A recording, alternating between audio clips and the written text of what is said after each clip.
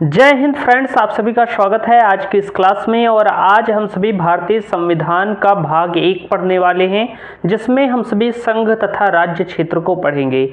आपको पता होना चाहिए कि भारतीय संविधान का जो भाग 1 है उसे संघ तथा राज्य क्षेत्र कहते हैं। आज हमारी इंडियन पॉलिटी की क्लास नंबर 3 है और बेहतर तरीके से समझेंगे। हमने पिछली वाली क्लासेस में अनुसूचियों के बारे में बेहतर तरीके से समझ लिया था। आज बारी है किसकी? तो आज इंडियन पॉलिटी में हम पढ़ने वाले हैं भारतीय संविधान का भाग 1। तो चलिए शुरुआत करते हैं।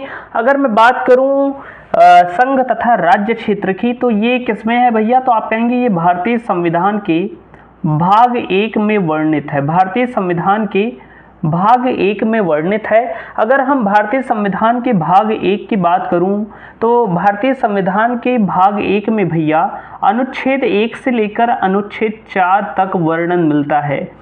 यानी कि भारतीय संविधान का जो भाग 1 है बहुत ज़्यादा बड़ा नहीं है।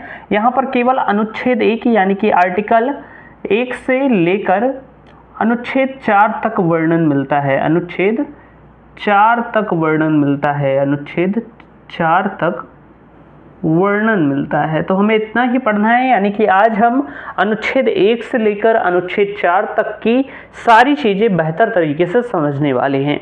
मैंने आपको बताया कि भारतीय संविधान का भाग 1 संघ तथा राज्य क्षेत्र है और इसमें अनुच्छेद 1 से लेकर अनुच्छेद 4 तक सारी चीज़ें वर्णित है। तो चलिए अब हम बात करते हैं आर्टिकल की। आज से हमारे अनुच्छेदों की शुरुआत हो रही है और आप हेडिंग डाल लीजिए अनुच्छेद 1। और अब हम बात करते हैं अनुच्छेद 1 की।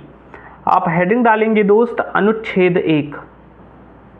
अनुच्छेद 1 मैं आपको बता दूं, अगर आपको हैंड रिटन नोट्स या इससे रिलेटेड क्विज चाहिए तो आप हमारा टेलीग्राम चैनल जरूर ज्वाइन कर लीजिएगा। उसमें मैं आपको बेहतर तरीके से सारी चीज़ें प्रोवाइड कर रहा हूं। अगर मैं बात करूं अनुच्छेद 1 की, अनुच्छेद 1 में क्या कहा गया है? तो अनुच्छेद 1 में कहा गया है भैया कि भारत अर्थात इंडिया राज्यों का एक संघ होगा। यानी कि इसमें कहा गया है कि India that is Bharat shall be a union of state. भारतीय संविधान का अनुच्छेद 1 क्या कहता है भैया? तो भारतीय संविधान का अनुच्छेद कहता है, अनुच्छेद 1 कहता है India that is Bharat. India that is Bharat. अभी हम इसे हिंदी में भी समझेंगे। India that is Bharat shall be a union of state. Shall be a union of state. यानी कि भारतीय संविधान के अनुच्छेद 1 में सीधी बात कही गई है कि इंडिया डेट इज भारत। यानी कि इंडिया, इंग्लिश में भारत को हम इंडिया कहते हैं और हिंदी में हम भारत कहते हैं। तो इंडिया जो कि भारत है वह राज्यों का एक संघ होगा। यानी इसमें कहा गया है कि इंडिया अर्थात भारत, इंडिया आप लिख सकते हैं या आप लिख सकते हैं भारत अर्थात इंडिया, जिसे हम इंग्लिश में क्या कह देते हैं? इंडिया। इसमें कहा गया है कि भारत अर्थात इंडिया जो है वो राज्यों का एक संघ होगा। राज्यों का एक संघ होगा। आपसे कोई पूछे कि भारत राज्यों का क्या है, तो भारत राज्यों का एक संघ है। India that is Bharat shall be a union of state. तो इसमें बताया गया कि भारत अर्थात इंडिया जो हमारा भारत है वो राज्यों का एक संघ होगा। अब आपके मन में प्रश्न उठ रहा होगा कि संघ क्या होता है? तो अब हम संघ को बेहतर तरीके से समझेंगे। 3 प्रकार के संघों की मैं बात करूंगा और उन्हें मैं आपको अच्छे तरीके से समझाऊंगा। तो चलिए मैं बताना शुरू करता हूं। आप आर्टिकल नंबर 1 को नोट कर लीजिए तब तक के लिए 2 मिनट में, क्योंकि जब मैं आपको संघ के बारे में बताऊंगा, मैंने यहाँ पर बात कर ली कि भारत अर्थात इंडिया राज्यों का एक संघ होगा। इतनी बातें ही लिखी हैं। अब हमें समझना है कि आखिर भैया ये संघ क्या है। जब आप संघ को समझ जाएंगे तो उसके बाद आप जान जाएंगे कि आखिर अनुच्छेद 1 क्या कहना चाह रहा है। इसलिए आप इसे नोट करिए, फिर हम बात करते हैं आगे की चीज़ों के बारे में। मैं इसे इरेज करता हूँ फटाक से।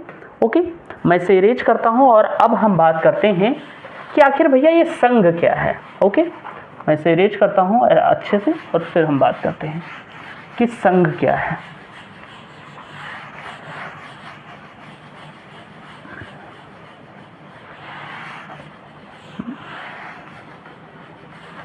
अब हम किसके बारे में बात करने वाले हैं?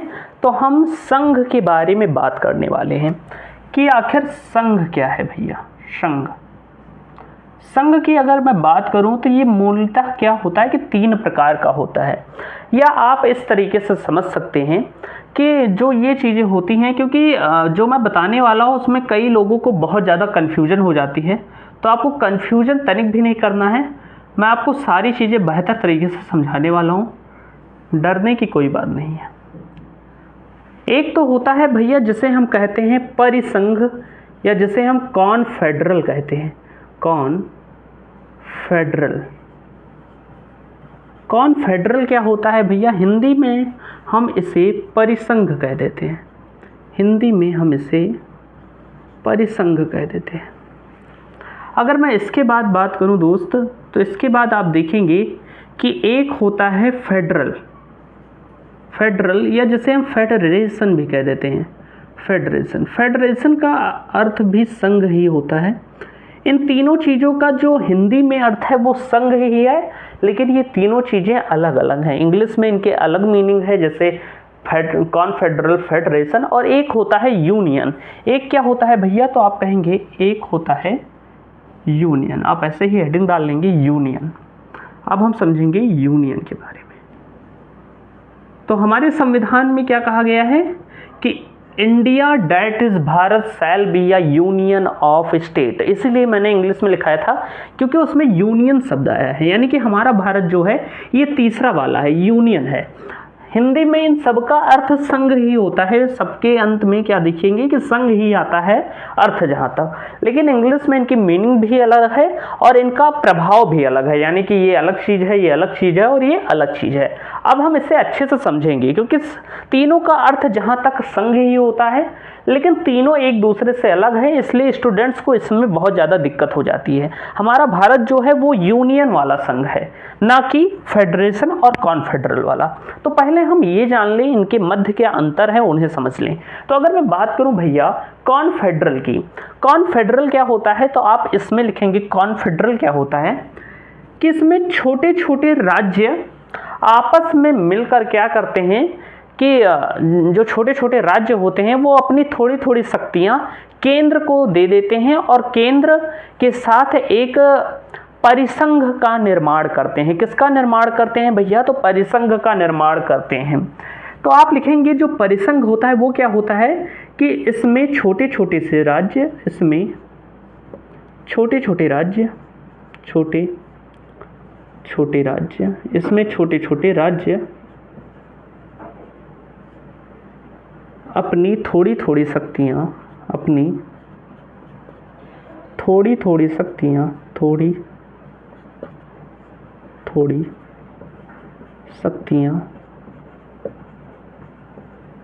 केंद्र को दे देते हैं। केंद्र को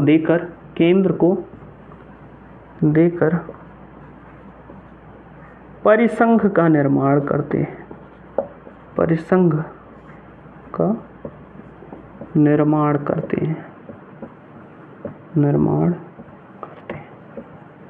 ये बात आपको ध्यान रखनी है कि कॉन्फेडरल क्या होता है भैया?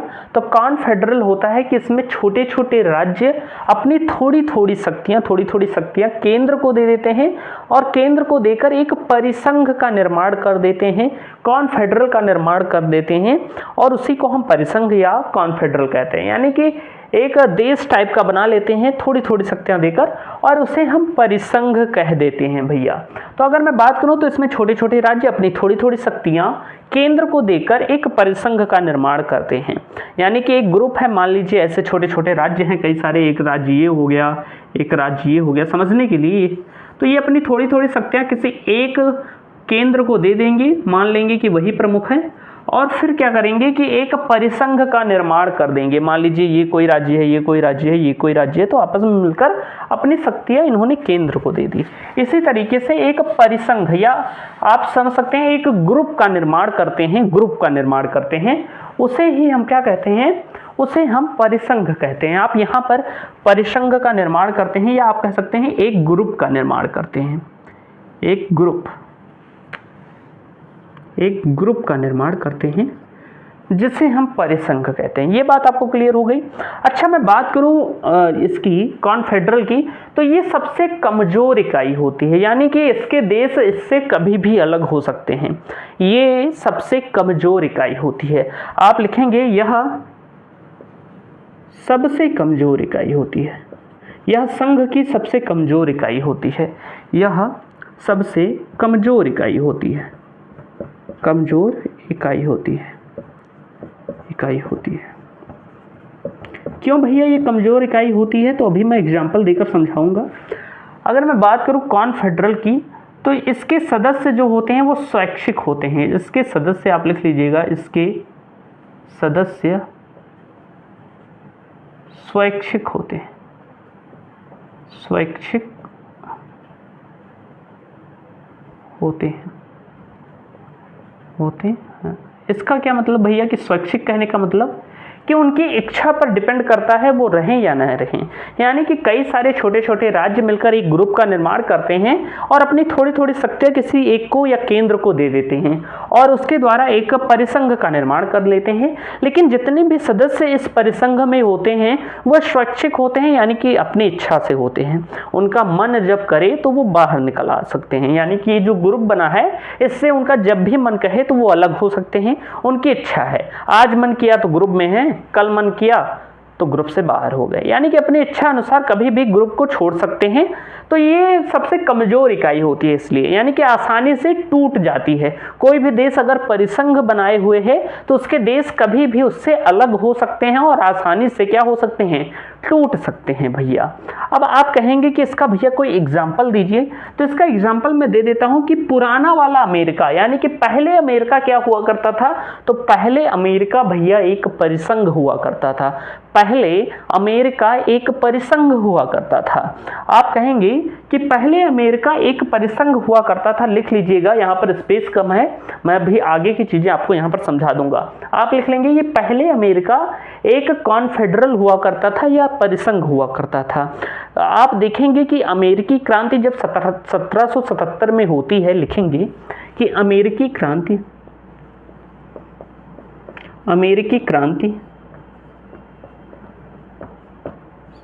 होने के बाद 1777 में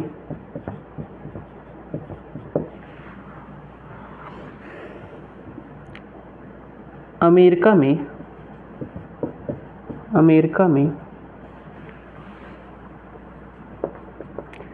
13 कॉलोनी ने मिलकर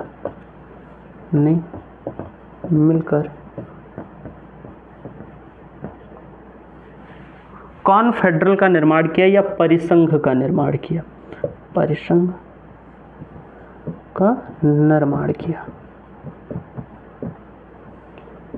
देखिए, अमेरिका पर पहले ब्रिटेन का शासन हुआ करता था। जब अमेरिकी क्रांति हुई और जब ब्रिटेन से स्वतंत्र हुआ अमेरिका, तो उसके बाद क्या होता है कि ब्रिटेन लोग जो थे, जो अंग्रेज थे, वो वहाँ पर 13 उपनिवेश बनाए हुए थे। जैसे भारत एक उपनिवेश था उनका, वैसे ही अमेरिका में जो ब्रिटेन वाले थे उन्होंने 13 उपनिवेश बनाए हुए थे, जिन्हें हम 13 कॉलोनी कहते थे। तो जब अमेरिकी क्रांति में क्या हुआ कि जब अमेरिका स्वतंत्र हुआ, तो उसके बाद 1777 में अमेरिका में 13 कॉलोनियां जो थी, जो 13 उपनिवेश थे जिसे ब्रिटेन वाले छोड़ कर गए थे, तो वो जो 13 कॉलोनियां थी, उन कॉलोनियों ने मिलकर एक परिसंघ का निर्माण किया था, जिसे हम कॉन्फेडरल कहते हैं, यानी कि एक कॉन्फेडरल का निर्माण किया था। फिर आप देखेंगे कि 1777 क्योंकि तुरंत ही आजाद हुआ था, तो कोई भी संविधान नहीं था, ना ही कोई व्यवस्था थी वहां पर, तो उन्होंने परिसंघ बना लिया। लेकिन लगभग 12 सालों बाद जब 1789 में अमेरिका का संविधान तैयार हो गया, तो इस परिसंघ को क्या कर दिया गया, तो नष्ट कर दिया गया। तो आप ध्यान रखेंगे कि पहले अमेरिका परिसंघ हुआ करता था, लेकिन 1789 में आप लिखेंगे संविधान बनने के पश्चात, 1789 में संविधान बनने के पश्चात इसे नष्ट कर दिया गया, इसे समाप्त कर दिया गया या नष्ट कर दिया गया।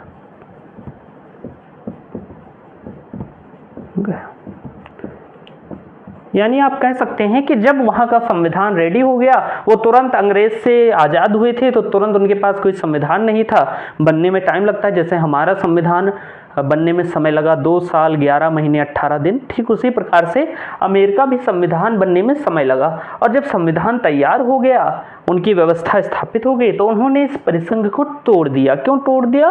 क्योंकि ये, या आप कह सकते हैं समाप्त कर दिया, नष्ट कर दिया। क्यों कर दिया? क्योंकि ये बहुत ही कमजोर इकाई होती है। जब कोई चाहे, ये 13 कॉलोनियों में से कोई भी चाहता तो कभी भी अलग हो सकता था, इसलिए इस परिसंघ को नष्ट कर दिया गया। तो भैया पहले अमेरिका क्या हुआ करता था, जब अमेरिकी क्रांति हुई थी तो उसके बाद अमेरिका परिसंघ ही बना था, लेकिन बाद में इसे 1789 में मैंने लिखा दिया है, जब संविधान बनने के पश्चात इसे नष्ट कर दिया गया। तो आप समझ गए होंगे कि कॉन्फेडरल क्या है। अब हम बात करेंगे फेडरेशन की भैया, कि आखिर फेडरेशन क्या है, या जिसे हम फेडरल भी कह देते हैं।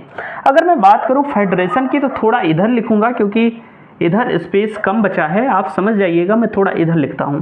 ओके, तो अगर मैं बात करूं फेडरेशन की, तो इसमें क्या होता है भैया कि कई सारे राज्य मिलकर एक देश का निर्माण करते हैं। इसमें क्या होता है कि कई सारे राज्य मिलकर, कई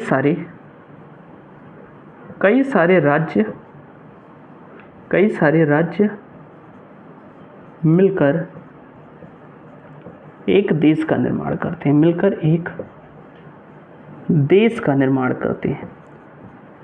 फेडरेशन में क्या होता है, इसका अर्थ भी संघ होता है, लेकिन इंग्लिश में अलग मीनिंग है, तो आप समझेंगे इंग्लिश वाला, क्योंकि हिंदी में तो सबको संघ ही कहा जाता है। तो फेडरेशन जो है भैया कि कई सारे राज्य को मिलकर एक देश का निर्माण करते हैं, तथा अपनी कुछ शक्तियां देश को दे देते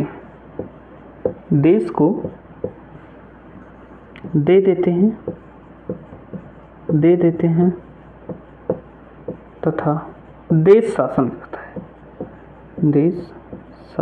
है, या जो केंद्र सरकार है वो शासन करती है। ये बात आपको ध्यान रखनी है। ये बाहर से सभी देशों के लिए एक राष्ट्र के रूप में जाने जाते हैं, लेकिन अंदर ये सारे अलग अलग देश हैं। कहने का मतलब क्या होता है कि आप समझ लीजिए कि फेडरेशन क्या होता है कि कई सारे राज्य मिलकर एक देश का निर्माण करते हैं। जैसे कई सारे देश हैं, क्योंकि संविधान में, या आप कहेंगे पॉलिटी जो होती है या पॉलिटिकल साइंस है, उसमें राज्य कभी भी कहा जाए तो आप समझिएगा देश से। ये जो राज्य लिखा है, ये राज्य की बात कहने का मतलब देश से है। तो आप कहेंगे कि कई सारे राज्य मिलकर एक देश का निर्माण करते हैं। फेडरेशन में क्या होता है कि कई सारे राज्य मिलकर एक देश का निर्माण करते हैं तथा अपनी कुछ शक्तियां देश को दे देते हैं और देश उन पर शासन करता है। इस तरह के जो फेडरेशन होते हैं उसमें क्या होता है कि मान लीजिए एक बड़ा सा देश है, तो उसमें कई सारे राज्य थे, तो वो मिलकर एक देश का निर्माण करेंगे।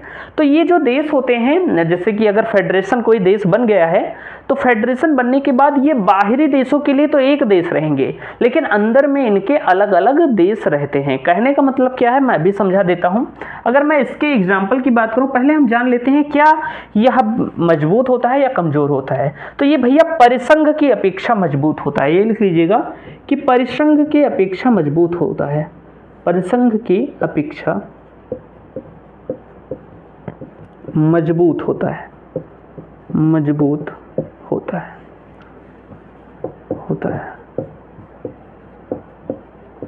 परिसंघ की अपेक्षा मजबूत होता है, लेकिन यह भी टूट सकता है। यानी कि जो फेडरेशन है, इसके भी राज्य इससे अलग हो सकते हैं। तो आप लिख लीजिएगा कि यह भी टूट सकता है, यह भी टूट सकता है, या लिख सकते हैं इसके देश भी इससे अलग हो सकते हैं, यह भी टूट सकता है।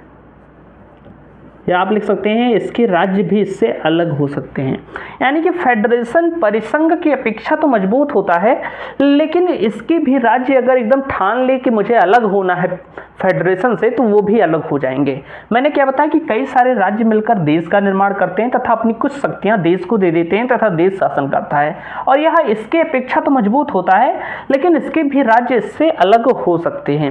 अगर हम जाने इसके एग्जाम्पल के बारे में कि भैया इसका एग्जाम्पल क्या है, तो इसका एग्जाम्पल क्या हो गया भैया, तो आप साइड में लिख लीजिएगा, कहाँ पर स्पेस बचा है वहाँ पर हम लिख सकते हैं। अगर मैं बात करूँ तो मैं इधर लिख देता हूँ। अगर मैं बात करूं परिसंघ की, मैं ऐसे एरो बनाकर इधर लिख देता हूं, आप यहां पर नोट कर लीजिएगा। अगर मैं बात करूं भैया कि इसके एग्जाम्पल क्या क्या होंगे, तो एग्जाम्पल आप लिख लीजिएगा, तब आपको समझ में आएगा कि आखिर कौन सी कंट्री इस समय फेडरेशन है। तो आप लिख लीजिएगा जैसे करके कि अगर मैं बात करूं कि इसके एग्जाम्पल क्या हैं, तो जैसे में आप लिख लीजिएगा भैया USA, United state of America. USA जो है भैया वर्तमान में, पहले तो ये परिसंघ था लेकिन 1789 में वो समाप्त हो गया। उसके बाद क्या होता है कि इस समय अगर आपसे कोई पूछे कि अमेरिका क्या है, तो अमेरिका एक फेडरेशन है, यानी कि एक फेडरल कंट्री है, फेडरेशन है। क्यों है भैया, क्योंकि अमेरिका में क्या है कि 50 देश हैं, 50 देशों ने मिलकर क्या किया है, एक फेडरेशन का निर्माण किया है, जिसे हम यूनाइटेड स्टेट ऑफ अमेरिका कहते हैं। तो आप ये बात ध्यान रखिएगा कि अमेरिका जो है उसके अंदर 50 देश आते हैं, 50 देश आते हैं भैया। मैंने क्या बताया कि ये देश जो है 50, इनका नेतृत्व कौन करता है, तो यूएसए करता है, लेकिन इनमें लगभग 50 देश हैं। जैसे हमारे यहाँ राज्य हैं उत्तर प्रदेश, बिहार, महाराष्ट्र, ऐसे अमेरिका में कनाडा, न्यू जर्सी हो गया, आप कहेंगे न्यूयॉर्क हो गया, ये सब देश के रूप में हैं। तो ये सारी चीज़ें हैं, आप ये समझिएगा कि यूएसए के अंतर्गत क्या है कि लगभग 50 देश आते हैं, 50 देश आते हैं यूएसए में। तो यूएसए क्या है भैया, तो एक फेडरेशन है। लेकिन अगर कोई भी देश ये चाहे कि अमेरिका से अलग हो सकता है कल को, तो हो सकता है, क्योंकि फेडरेशन के अंतर्गत ये आता है, क्योंकि फेडरेशन के अंतर्गत आता है। फेडरेशन की खास बात क्या होती है कि यह भी टूट सकता है, लेकिन यह इसकी अपेक्षा मजबूत होता है। तो आप ये जानेंगे कि यूएसए के अंतर्गत 50 देश आते हैं और यह एक फेडरेशन है। अब आपको मैं बात करूं कि आप कहेंगे भैया क्या कभी भी कोई राज्य टूटा भी है, तो हाँ भैया, फेडरेशन का कोई राज्य टूटा भी है। आप देखेंगे यूएसएसआर,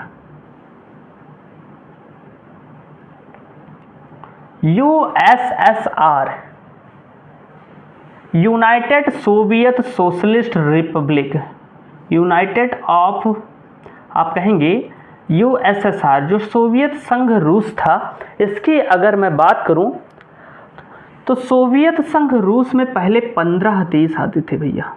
क्या आते थे, तो आप कहेंगे 15 देश आते थे, लेकिन ये 15 देश इससे अलग हो जाते हैं और आप देखेंगे ये टूट जाता है 1991 में। तो ये बात आप ध्यान रखिएगा कि जो यूएसएसआर है, सोवियत संघ रूस है एकदम जो था भैया, तो वो एक फेडरेशन हुआ करता था, ओके। और United of Soviet socialist Republic, इसका फुल फॉर्म होता है United of Soviet socialist Republic, और इसमें 15 देश हुआ करते थे। और 1991 में यह 15 देशों में क्या हुआ था, टूट गया था। तो ये बात आपको ध्यान रखना है कि जो सोवियत संघ रूस था वो 15 देशों में टूट गया था, और ये पहले क्या हुआ करता था, फेडरेशन ही हुआ करता था। इसलिए कहा जाता है जो फेडरेशन होता है वो भी टूट सकता है। इतनी चीजें आपको क्लियर होंगी। पानी पी लेता हूं, फिर बात करते हैं।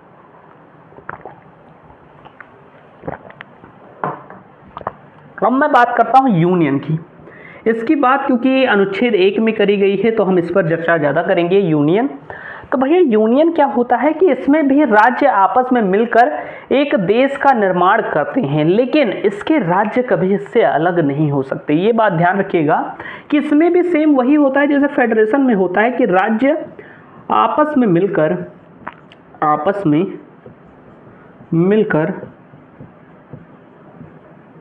देश का निर्माण करते हैं, आपस में मिलकर देश का निर्माण करते हैं, निर्माण करते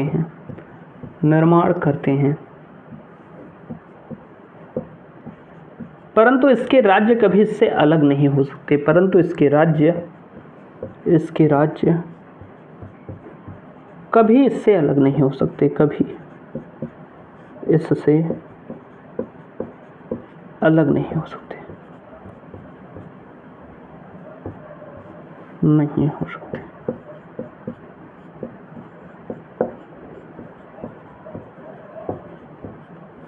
ये बात आप ध्यान रखिएगा कि जो भैया यूनियन होता है, इसके राज्य आपस में मिलकर देश का निर्माण करते हैं, परंतु इसके राज्य कभी भी इससे अलग नहीं हो सकते।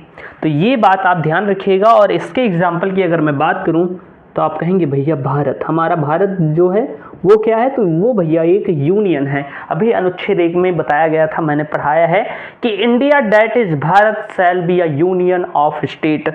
तो जो हमारा भारत देश है वो यूनियन है, और इसकी खास बात क्या है कि इसके राज्य कभी इससे अलग नहीं हो सकते। उत्तर प्रदेश कल को कहे कि मैं अलग देश बनाऊंगा तो नहीं अलग हो सकता। ऐसे ही अगर मैं बात करूं, महाराष्ट्र कहे कि मैं अलग देश बनाऊंगा तो नहीं हो सकता, क्योंकि यूनियन के राज्य कभी इससे अलग नहीं हो सकते। अगर मैं बात करूं भैया क्यों नहीं अलग हो सकते, क्यों इसे यूनियन ही बनाया गया, क्यों भारत को यूनियन ही बनाया गया, भारत को क्यों फेडरेशन नहीं बनाया गया, कॉन्फेडरल नहीं बनाया गया, तो इसलिए नहीं बनाया गया क्योंकि भारत जब आज़ाद हुआ था तो भारत में कुल 565 देसी रियासतें थी, देसी रियासतें थी भैया। और 565 देसी रियासतों को फेडरेशन के रूप में रखना असंभव था। अरे 10-15 देश होते, 50 देश होते जैसे कि यूएसए के पास हैं, तो भी क्या हो सकता था, फेडरेशन बन सकता था। लेकिन जो यूनियन है भैया, यूनियन का एक क्वालिटी है कि इसके राज्य कभी इससे अलग नहीं हो सकते। और क्योंकि 565 देसी रियासतें थी, और 565 में से कब किसकी मर्जी, रोज ही मन बदल लें। किसी दिन वो कह रहा है कि मैं अलग हो जाऊंगा भारत से, किसी दिन कोई और कह रहा है कि मैं अलग हो जाऊंगा, किसी दिन गोंडा वाला कह रहा है कि मैं अलग हो जाऊंगा राजा, और किसी दिन बहराइच का राजा कह रहा है, हमारे बगल में पड़ता है, या अयोध्या का राजा कह रहा है कि मैं अलग हो जाऊंगा। तो कहां तक संभालती सरकार। इसलिए भारत को एक यूनियन बनाया गया, क्योंकि बहुत ज्यादा देसी रियासतें थी, छोटे छोटे टुकड़ों में बटा हुआ था भारत। तो इतने लोगों को साथ में लेकर चलने का एक ही तरीका था, जब भारत को यूनियन बनाना हो तभी भारत अखंडता के रूप में शासन कर पाता, नहीं तो बहुत दिक्कत आती। 565 बहुत बड़ी संख्या होती है। मान लीजिए 565 राजा हैं और उनसे बार बार पूछना पड़ता, किसी दिन वो कह रहा है मैं अलग हो रहा हूं, किसी दिन वो कह रहा है मैं अलग हो रहा हूं, तो बहुत दिक्कत हो जाती। इसलिए भारत को यूनियन बनाया गया, क्योंकि इसमें देसी रियासतों की संख्या बहुत ज्यादा थी और फेडरेशन के रूप में इसे ले चलना असंभव के रूप में था, यानी कि बहुत ज्यादा टुकड़े हो जाते भारत के, इसलिए भारत को यूनियन बनाया गया। तो आप ध्यान रखेंगे, इतनी चीजें मैंने आपको बता दी अनुच्छेद 1 में, क्योंकि ये समझना जरूरी है। एक बार आप समझ जाएंगे, क्योंकि परीक्षा में पूछ लिया जाता है यूएसए क्या है, तो यूएसए एक फेडरेशन है। तो ये सारी चीजें आप ध्यान रखेंगे भैया। तो इतनी चीजें तो आपको समझ में आ गई होंगी। मैं इसे रेज करता हूँ और फिर हम बात करते हैं आगे की चीजों के बारे में। देखिए, मुझे थोड़ा सा ये स्प्रे करना पड़ता है, तो उसके लिए माफ़ी चाहूँगा। और मैं अब इसे रेज करता हूँ। हमारा आर्टिकल 1 कंप्लीट हुआ। ये आर्टिकल 1 में ये सब नहीं लिखा है, ये एडिशनल चीज़ें हैं, क्योंकि मैं आपको समझा रहा था संघ क्या है। तो ये बात आप ध्यान रखिएगा। आर्टिकल 1 जो है वो उतना ही है जो लिखा हुआ है कि India that is Bharat shall be a union of state. उम्मीद है आपको सारी चीज़ें समझ में आ रही होंगी बेहतरीन अंदाज में, और बेहतर तरीके से मैं आपको सारी चीज़ें पढ़ाने की कोशिश भी कर रहा हूँ। उम्मीद है ये क्लास आपको सार्थकता देगी और आपको समझ में आएगा कि कैसे पॉलिटी को हम आसान तरीके से समझ सकते हैं बिना किसी हेडेक के। ओके, अब हम बात करेंगे आर्टिकल 2 की। मैं इसे रेज करता हूँ और फिर हम बात करते हैं अनुच्छेद 2 की। चलिए, इरेज हो चुका है, थोड़ा साफ सफाई अच्छे से रखनी पड़ती है। अब मैं बात करता हूं किसकी भैया, तो अनुच्छेद 2 की। ओके, अनुच्छेद 2 की आप हेडिंग डाल लीजिए, अनुच्छेद 2।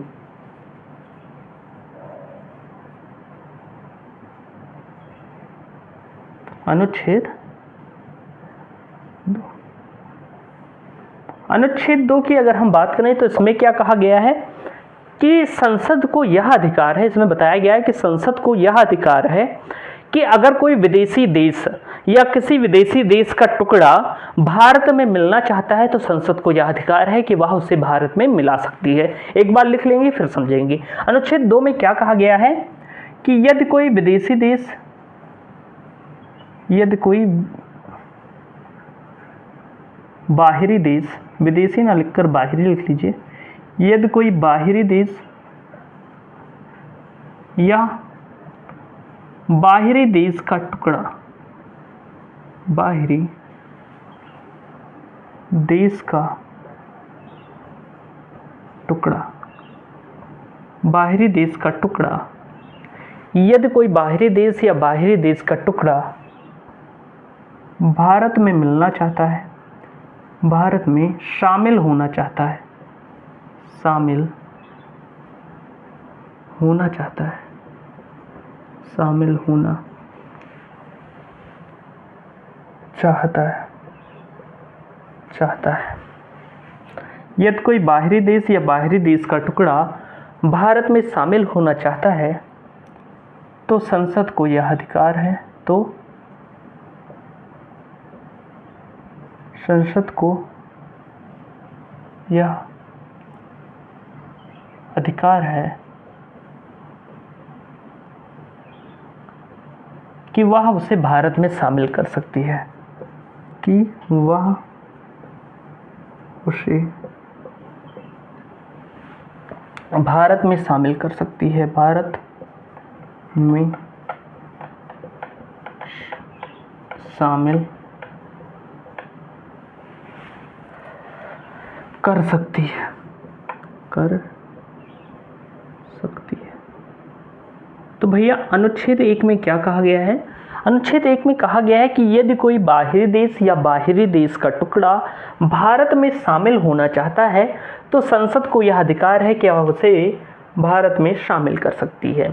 देखिए कितने बुद्धिमान हैं हमारे भारतीय संविधान को लिखने वाले, कितने अच्छे तरीके से लिखा गया। इसमें यह भी प्रावधान किया गया है कि अगर कल को पाकिस्तान, अफगानिस्तान ये कहे कि हम भारत में मिलना चाहते हैं तो भारत उसे अपने में मिला सकता है।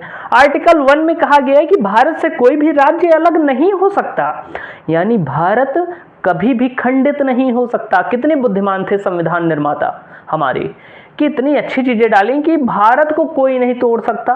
लेकिन अगर भारत में कोई मिलना चाहता है तो जब मन कहे भैया कॉल लगाओ और तुरंत संसद, भारतीय संसद आपको शामिल कर लेगी अपने अंदर।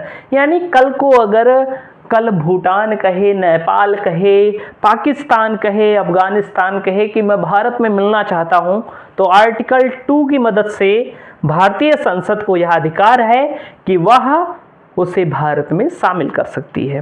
भारत से कोई भी टुकड़ा अलग नहीं हो सकता लेकिन शामिल सब हो सकते हैं, यही कहा गया है। तो अनुच्छेद 2 में यही बात कही गई है कि यदि कोई बाहरी देश भारत में मिलना चाहता है तो वह भारत में मिल सकता है। भारतीय संसद को यह क्या है भैया, तो भारतीय संसद को यह अधिकार प्रदान किया गया है, ये बात आपको ध्यान रखनी है। अब हम बात करते हैं कि कोई एग्जाम्पल जान लें कि क्या अभी तक कोई भी कभी भी आर्टिकल 2 का प्रयोग हुआ है, तो हाँ भैया हुआ है। एग्जाम्पल में आप देखेंगे कि अनुच्छेद 2 का प्रयोग कब हुआ है, तो अनुच्छेद 2 का प्रयोग भैया हुआ था सिक्किम को भारत में शामिल करने के लिए। सिक्किम जो है वो पहले भारत का हिस्सा नहीं हुआ करता था, यह भारत में शामिल हुआ है और इसे भारत में शामिल किया गया है आर्टिकल 2 का प्रयोग कर, यानी कि अनुच्छेद 2 का प्रयोग करके। किस तरह शामिल किया गया है, तो आप कहेंगे सिक्किम जो था वो पहले भारत का हिस्सा नहीं था, तो भैया इसमें किया गया 35वां संविधान संशोधन। सिक्किम आया भारत के पास और उसने कहा कि मैं भारत में शामिल होना चाहता हूं, लेकिन पहले मैं 1 साल के लिए टेम्परेरी रूप से शामिल होना चाहता हूं। पहले मैं देखना चाहता हूं कि भारत के लोग कैसे हैं, अगर मुझे अच्छा लगा बर्ताव तो मैं भारत में शामिल होऊंगा। तो भारतीय संसद ने कहा कोई दिक्कत नहीं, और इसके लिए क्या हुआ कि भारतीय संसद ने संविधान में एक संशोधन किया और वो होता है भैया 35वां संविधान संशोधन। 35वां संविधान संशोधन, 35वां संविधान संशोधन की अगर हम बात करें तो भैया जो 35वां संविधान संशोधन था ये कब हुआ था, तो ये 1974 में हुआ था। 35वां संविधान संशोधन 1974 में हुआ था और इसमें क्या किया गया, तो इसमें सिक्किम को सहराज्य बनाया गया था। इसमें सिक्किम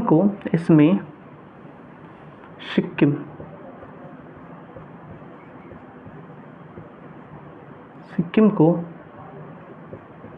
सहराज्य बनाया गया था। सहराज्य बनाया गया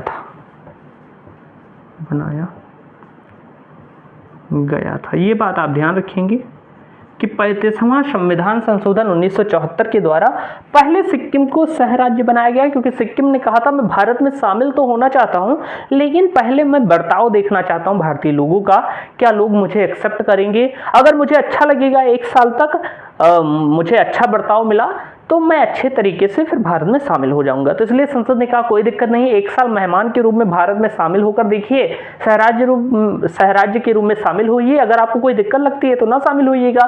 तो भैया 1 वर्ष के लिए 35वां संविधान संशोधन 1974 होता है, इसमें सिक्किम को सहराज्य बनाया गया। अब सिक्किम भैया 1 साल तक रहे और फिर इन्हें भारतीय लोगों का बर्ताव बहुत अच्छा लगा और इन्होंने कहा ठीक है अब हम भारत में शामिल हो जाएंगे। इनके पास कोई और रीजन नहीं था, अगर ये भारत में शामिल नहीं होते तो चीन इनको शामिल कर लेता अपने अंदर, इसलिए ये भारत में शामिल हुए। और फिर आप देखेंगे कि फिर होता है भैया 1 साल बाद 36वां संविधान संशोधन। 36वां संविधान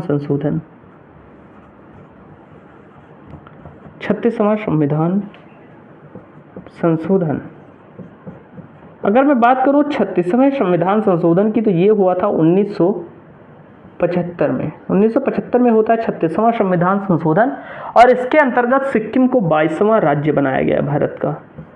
सिक्किम को भारत का 22वां राज्य बनाया गया। भारत का 22वां राज्य बनाया गया। तो ये बात आप लिख लीजिएगा कि सिक्किम को भारत का राज्य कब बनाया गया था, तो 36वां संविधान संशोधन 1975 द्वारा सिक्किम को भारत का 22वां राज्य बनाया गया था। इतनी चीज़ें आपको क्लियर होंगी, इन पॉइंट्स को नोट करिए, फिर हम बात करते हैं आर्टिकल 3 की। उम्मीद है इतनी चीज़ें समझ में आई होंगी, नोट करिए फिर बात करते हैं।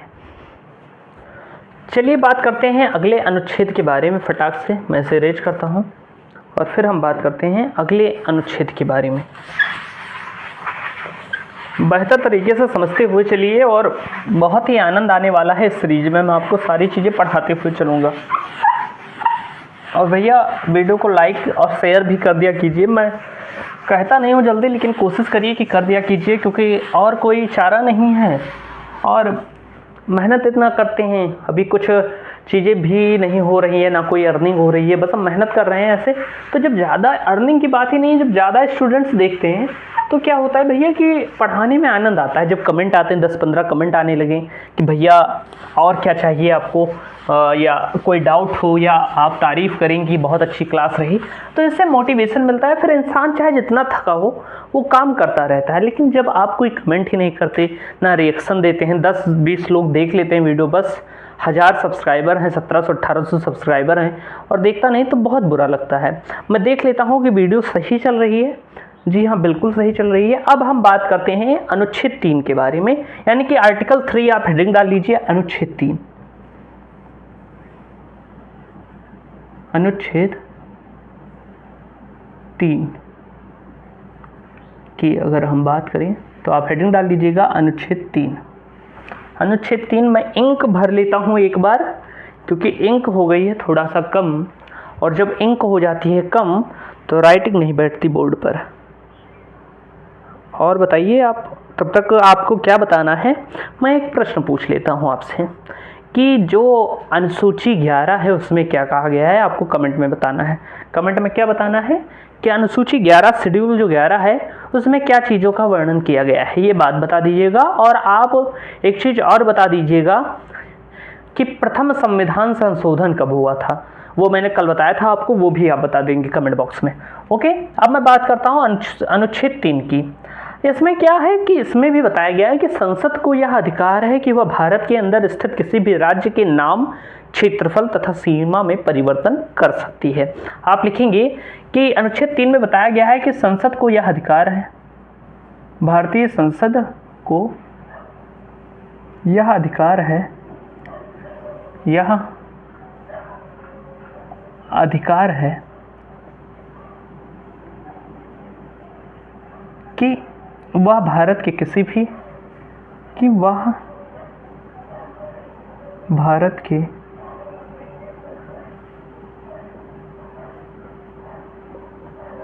किसी भी राज्य के नाम, सीमा यानी कि बाउंड्री, सीमा यानी कि बाउंड्री, सीमा तथा क्षेत्रफल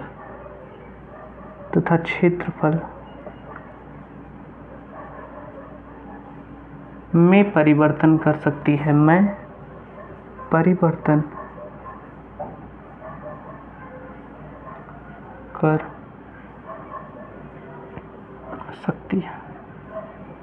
तो ये बात आप ध्यान रखेंगे कि अनुच्छेद 3 क्या कहता है। भारतीय संविधान का अनुच्छेद 3 कहता है कि संसद को यह अधिकार है कि वह भारत के किसी भी राज्य के नाम, सीमा तथा क्षेत्रफल में परिवर्तन कर सकती है। भारतीय संसद को यह अधिकार है कि वह भारत के किसी भी राज्य के नाम में, सीमा में, नाम यानी कि नेम, उत्तर प्रदेश का नाम बदल सकती है, बिहार का नाम बदल सकती है, कुछ भी करना चाहे बदल सकती है। जैसे आप देखते होंगे प्रयागराज, इलाहाबाद का नाम बदलकर प्रयागराज हो गया, तो वैसे ही करके आर्टिकल मतलब इसका प्रयोग करके कुछ भी कर सकती है, आर्टिकल 3 का प्रयोग करती है। ऐसे ही राज्यों का नाम भी बदला गया है, अभी मैं एग्जाम्पल बताऊंगा। ऐसे ही वह क्या कर सकती है कि नाम में परिवर्तन कर सकती है, सीमा में परिवर्तन कर सकती है, बाउंड्री लाइन बढ़ा सकती है, घटा सकती है, क्षेत्रफल में भी परिवर्तन कर सकती है, क्षेत्रफल आकार छोटा कर दे, किसी राज्य को तोड़ दे, कुछ भी कर दे, अलग कर सकती है राज्यों को, यानी कि सीमा में परिवर्तन कर सकती है। और क्षेत्रफल में परिवर्तन कहने का मतलब कि किसी राज्य के 2 खंड कर सकती है, उत्तर प्रदेश को 4 भागों में बांट सकती है, कुछ भी कर सकती है। अगर संसद के मन में आ गया तो वह कर सकती है। तो ये बात कही गई है अनुच्छेद 3 में, यानी कि एक तरीके से संसद की पावर को भी बताया गया है आर्टिकल 3 में। अब आप कहेंगे भैया क्या कभी ऐसा हुआ है कि किसी राज्य से कोई राज्य अलग कर दिया गया हो, उसके नाम में परिवर्तन कर दिया गया हो, उसके सीमा में परिवर्तन कर दिया गया हो, या क्षेत्रफल में परिवर्तन कर दिया गया हो? क्षेत्रफल में परिवर्तन हुआ है भैया। क्षेत्रफल में परिवर्तन कैसे हो सकता है? मान लीजिए कि कोई इतना बड़ा राज्य है, मान लीजिए ये इतना बड़ा राज्य है, कोई मैं अच्छा सा बना दूं, ऐसे नहीं। मान लीजिए कि ये आपका उत्तर प्रदेश है, मान लीजिए, या मान लीजिए ये बिहार है। तो बिहार इतना बड़ा है, मान लीजिए इसे आधा कर दे सरकार, तो इसके क्षेत्रफल में परिवर्तन हो जाएगा ना, 2 राज्य हो जाएंगे उतने ही क्षेत्र में, तो इसे हम कहते हैं कि क्षेत्रफल में परिवर्तन। तो क्या यह कभी हुआ है? तो हाँ, हुआ है, जरूर हुआ है। इसका एग्जाम्पल आप लिखेंगे भैया, तो इसका पहला एग्जाम्पल लिखेंगे 1 नवंबर सन 2000 को हुआ था। 1 नवंबर सन 2000 में क्या हुआ कि मध्य प्रदेश से छत्तीसगढ़ को अलग किया गया। मध्य प्रदेश से छत्तीसगढ़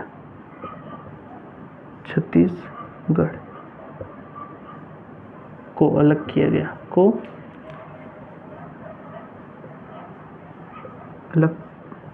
गया, ये बात आप ध्यान रखेंगे कि आर्टिकल 3 का ही प्रयोग कर अनुच्छेद 3 का प्रयोग कर मध्य प्रदेश यानी कि एमपी से छत्तीसगढ़ को अलग किया गया था। पहले मध्य प्रदेश और छत्तीसगढ़ एक ही राज्य थे, इन राज्यों को तोड़ दिया गया, यानी कि इनके क्षेत्रफल में भी परिवर्तन कर दिया गया और इनकी सीमा भी बदल जाएगी, सीमा में परिवर्तन कर दिया गया। तो आप देखेंगे मध्य प्रदेश से छत्तीसगढ़ को अलग कर दिया गया 1 नवंबर सन 2000 को। दूसरा एग्जाम्पल आप लिखेंगे 9 नवंबर सन 2000। 9 नवंबर सन 2000 इसमें क्या किया गया भैया? तो इसमें उत्तर प्रदेश से उत्तराखंड को अलग कर दिया गया। उत्तर प्रदेश से भैया आप लिखेंगे उत्तर प्रदेश अभी भी बहुत बड़ा है, लेकिन पहले और भी बड़ा हुआ करता था।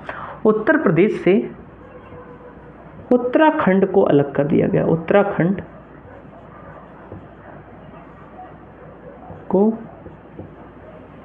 अलग कर दिया गया,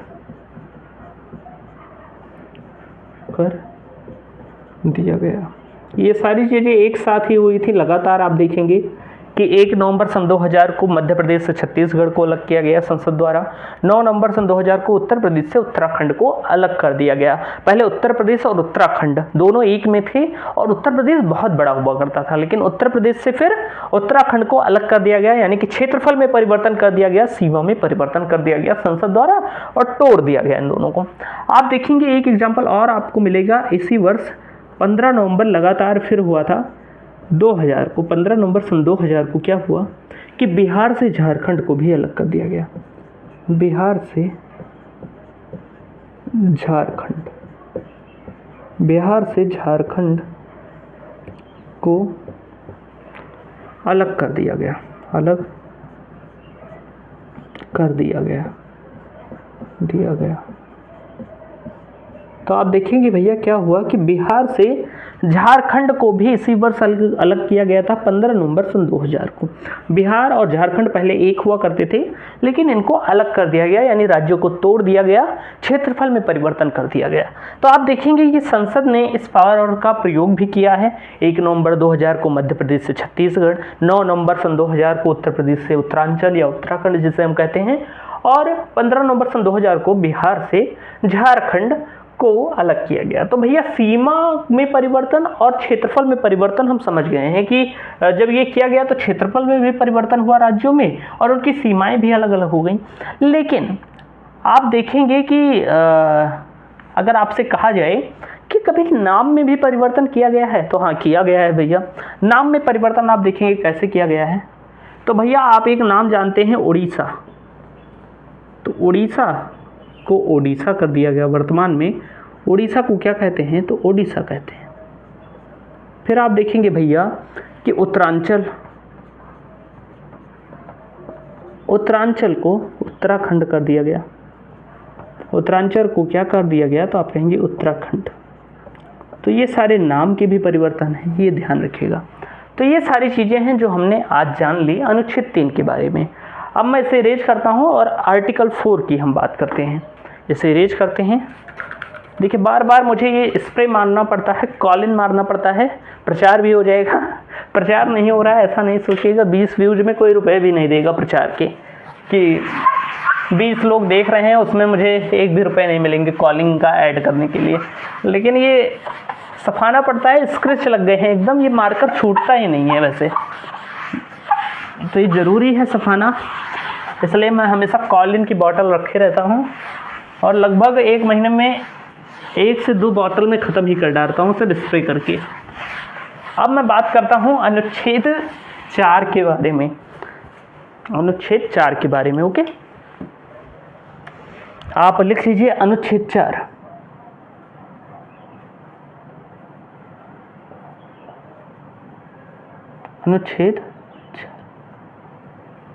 अनुच्छेद 4 में क्या कहा गया है, इसमें कहा गया है कि जब संसद अनुच्छेद 2 और अनुच्छेद 3 का प्रयोग करेगी तो उसे किसी भी से अनुमति लेने की ज़रूरत नहीं है, या आप कह सकते हैं कि उसे राष्ट्रपति से अनुमति लेने की ज़रूरत नहीं है, क्योंकि इन दोनों अनुच्छेदों को अनुच्छेद 368 के बाहर रखा गया है। हम इसे अच्छे तरीके से समझेंगे, पहले हम लिख लेते हैं कि अनुच्छेद 4 क्या कहता है कि जब संसद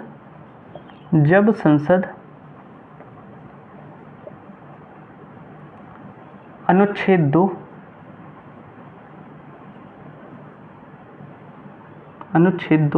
तथा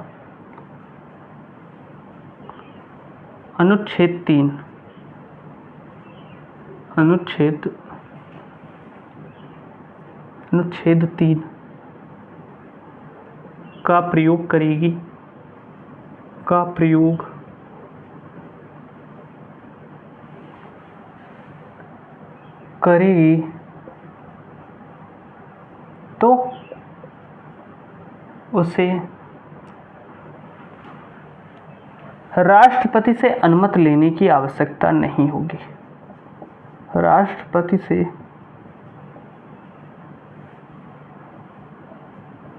अनुमति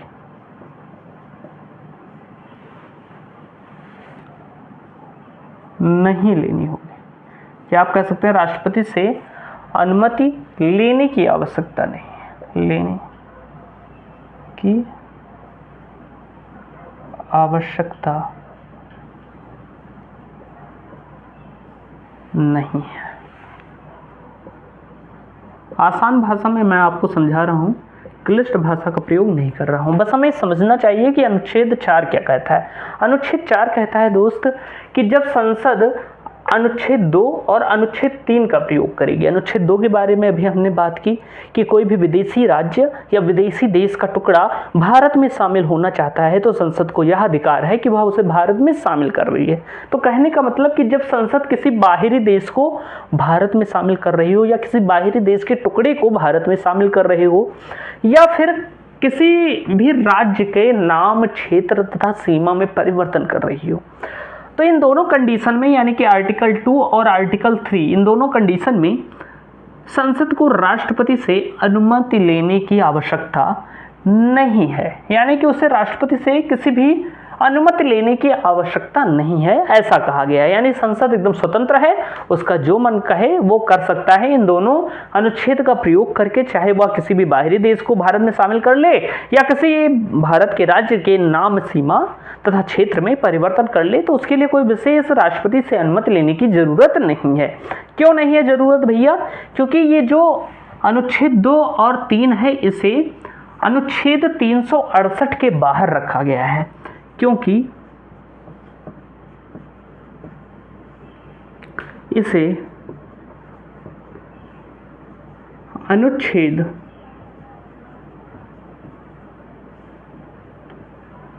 368 से बाहर रखा गया है। अब 368 क्या है? जब हम 368 पढ़ेंगे तो मैं आपको बताऊंगा, लेकिन मैं थोड़ा सा भी बता देता हूं क्योंकि इसे अनुच्छेद 368 से बाहर रखा गया है। अब क्योंकि बाहर रखा गया है इसलिए इसमें राष्ट्रपति की अनुमति की कोई जरूरत नहीं है। अच्छा, जो चीजें अनुच्छेद 368 में रखी जाती हैं उसमें राष्ट्रपति के अनुमति की जरूरत होती है। आप ध्यान रखेंगे कि जो ये अनुच्छेद 368 है इसमें शामिल चीजों, या आप कह सकते हैं कि इसके अंतर्गत आने वाली चीजों पर राष्ट्रपति की अनुमति की जरूरत होती है। यानी कि जो चीजें अनुच्छेद 368 के अंतर्गत रखी गई हैं उनमें अगर कोई डिसीजन लेना है तो उसके लिए राष्ट्रपति की अनुमति की जरूरत होगी। तो आप लिख लेंगे कि अनुच्छेद 368 में रखी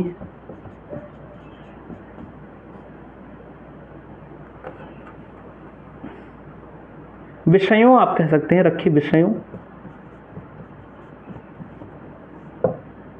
पर निर्णय लेने से पहले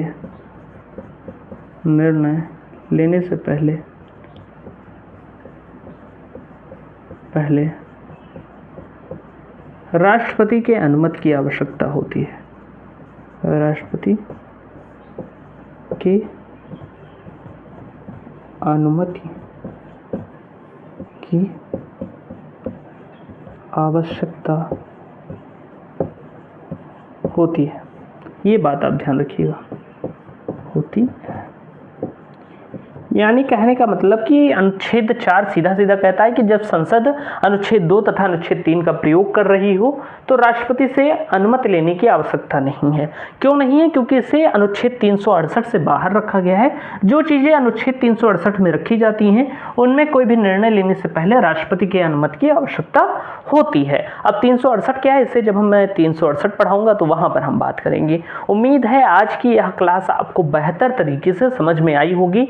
अब अगली क्लास में हम सभी राज्यों के पुनर्गठन की बात करेंगे, जो थोड़ा इतिहास से रिलेटेड पॉइंट है, लेकिन हमें समझना होगा कुछ चीजों के बारे में, इसलिए राज्यों के पुनर्गठन की हम बात करेंगे आगे की क्लास में। और उसके बाद फिर हम भाग 2 की बात करेंगे जिसे हम नागरिकता कहते हैं। तो उम्मीद है आज की यह क्लास आपको पसंद आई होगी। मिलते हैं अगली वीडियो में, तब तक के लिए जय हिंद। हंसते रहिए, मुस्कुराते रहिए और खूब मन लगाकर पढ़िए।